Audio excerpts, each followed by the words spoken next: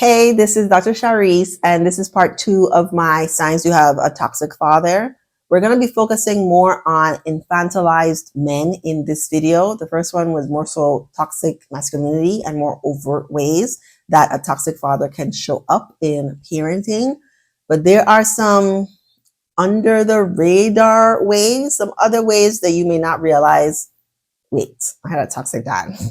My number one is he does not stand up for himself or you. And so I know you've heard, like, if you don't know how to love yourself, you can't love anybody else. This is sort of like that.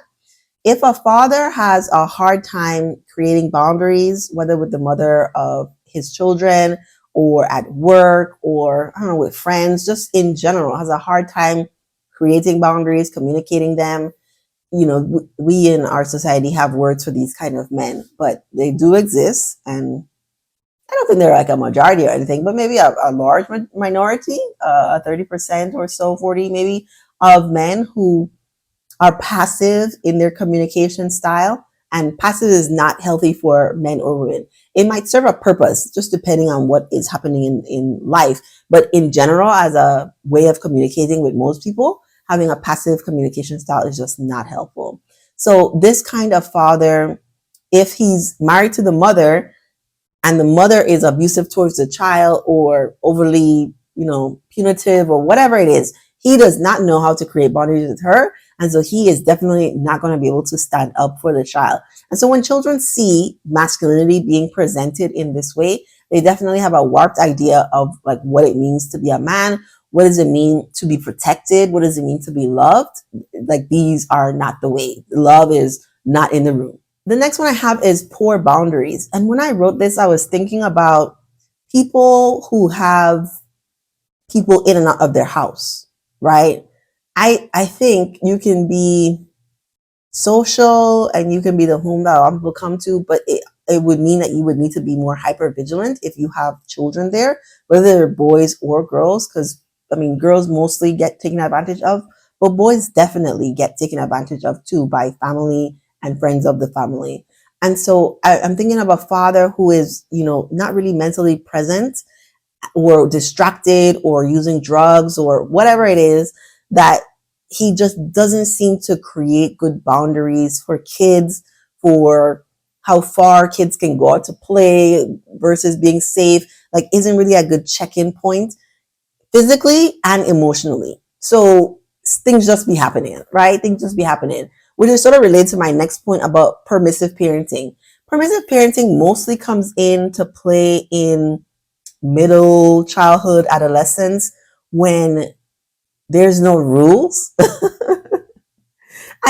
Are permissive parents really letting their 5-year-olds stay up all night to go to sleep? Maybe it's the entire childhood. Permissive parents kind of just let things happen. This is not the same as like free range parenting. I think free range parenting is mostly like about physical space and allowing kids to explore and learn things, more like a Montessori style of schooling and training kids.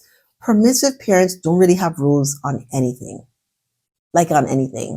Maybe they're like la la la la la in life, but maybe they're also so caught up in their own stuff that they don't create rules. They don't communicate rules. They don't enforce any rules. Kids just kind of do whatever they want.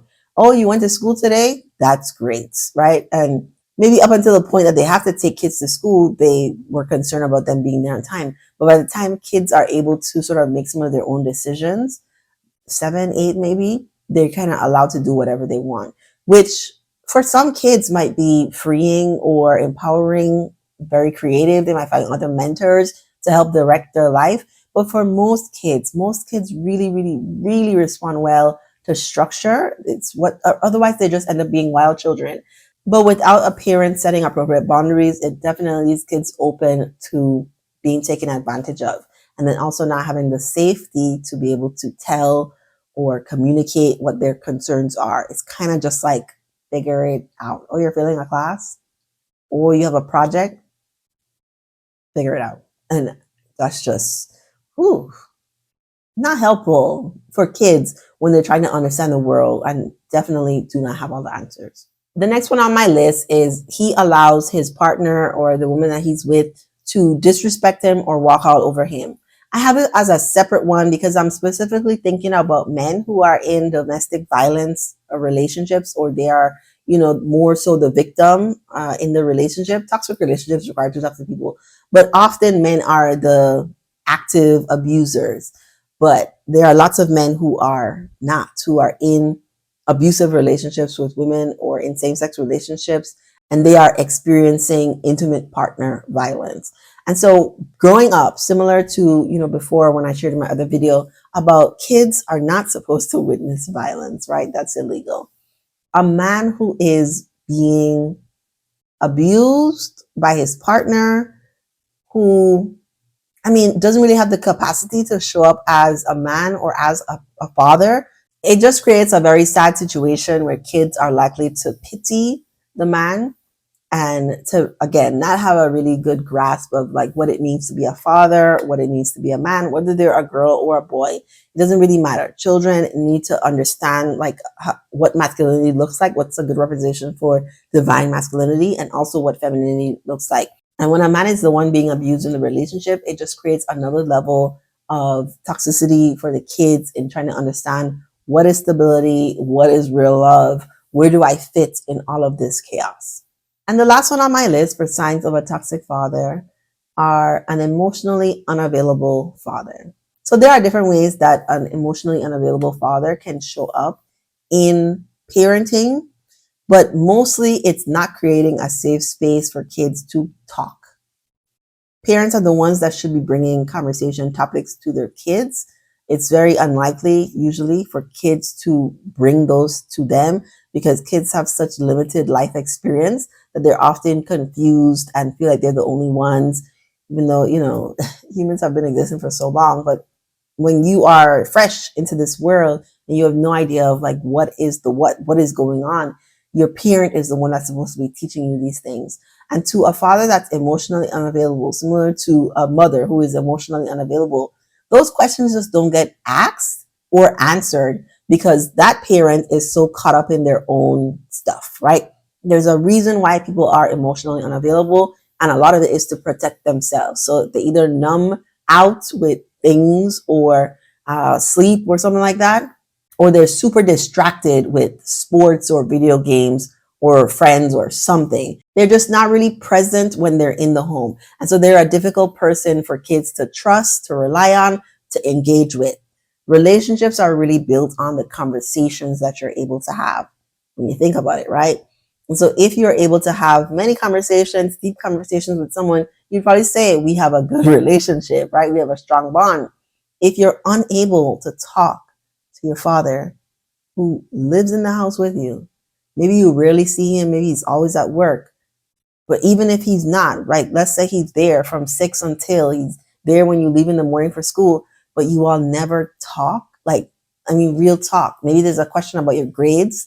Maybe there's a question about your friends or where you're going, but there's no real questions about like how you feel or how you're understanding life or, your opinions on different topics. Then you probably say maybe we didn't have that great of a relationship. And I do think these kind of fathers fly under the radar because they're often physically present and financially provide, but they teach nothing. They teach how to be a shell.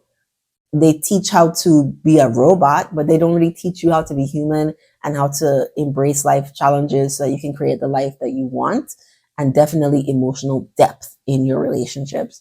So that's why I've added this style of father who is almost like a child to the list. Right? He's often, even if he's working and provides financially in some way, he often is not a leader.